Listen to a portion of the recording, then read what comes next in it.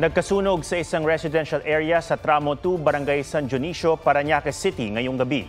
Ayon sa Bureau of Fire Protection na nagsimula ang sunog pasado alas 8:30 ng gabi.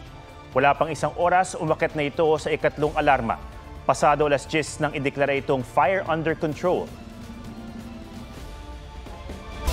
Sa mga laging nakaupo at nakatutok sa computer o cellphone, nakakaramdam din ba kayo ng pananakit ng mata at likuran? Ang tips para maiwasan yan sa report ni Katrina Son.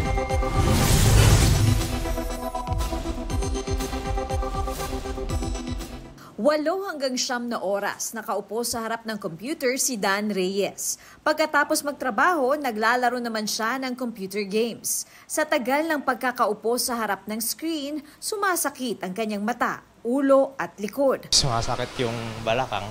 Pag may pagkakataon, tumatayo raw siya at nagsi-stretching. Ang admin assistant naman na si Jeneline Luna, 9 na oras nakaharap sa computer. Pag medyo matagal-tagal na yung pagkaupo, masakit na yung likod, mga kamay. Maging ang ilang gamer, ganito rin ang iniinda. Titigil ko lang po yung paglalaro kasi masakit na po yung ulo. Pinilot-hilot ko na lang po. Pinaka-reason talaga bakit mag-stop is parang laging gabi-gabi sumasakit yung ulo ko. Sa likod kakalaro. Ang mga laging nakatutok ang mata sa computer o cellphone, karaniwang nakakaramdam ng pananakit ng mata, batok at likuran. Napaka-importante po ng proper table or proper desk ergonomics. Ang gusto sana natin, lagi kayo sanang nakatingin ng padiretso. Kung kinakailangan mong gamitin siya ng pituloy, mabuti na to stretch out, stand up, go around the table, go around the desk. Sabi naman ng isa pang eksperto, pwede ring magka-dry eye syndrome, computer eye syndrome o eye strain. Maaari ring lumabo ang paningin at maging madalas ang pagsakit ng ulo. Dapat conscious tayo doon sa time na nakaharap tayo sa computer. Meron kami tinatawag na 20-20-20 rule. Maximum amount of time dapat na nakaharap tayo sa gadget is 20 minutes.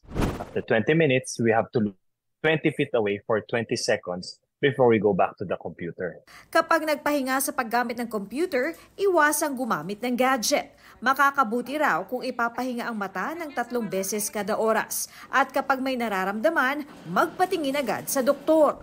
Katrina Son, nagbabalita para sa GMA Integrated News. Hindi na makakausad sa 2024 Paris Olympics ang Tokyo Olympics gold medalist na si Heidelin Diaz. Ayon sa Philippine Olympic Committee, nabigo si Heidelin na maabot ang required points para sa women's 59 kg category.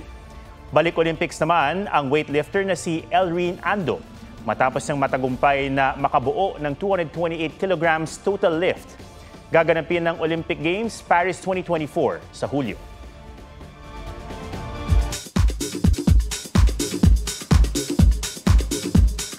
Napansin ng netizens ang closeness ni Alden Richards at Catherine Bernardo sa isang party para sa aktres. Hindi rin nakaligtas sa fans ang tila couple ring ng dalawa.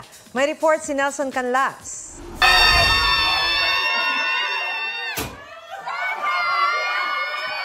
Extended ang 28th birthday celebration ni Catherine Bernardo. Kagabi, sinorpresa siya ng close friends kabilang sina Boop at Kiniya. Present din ang Asia's multimedia star na si Alden Richards na may bouquet of red roses at regalo sa aktres.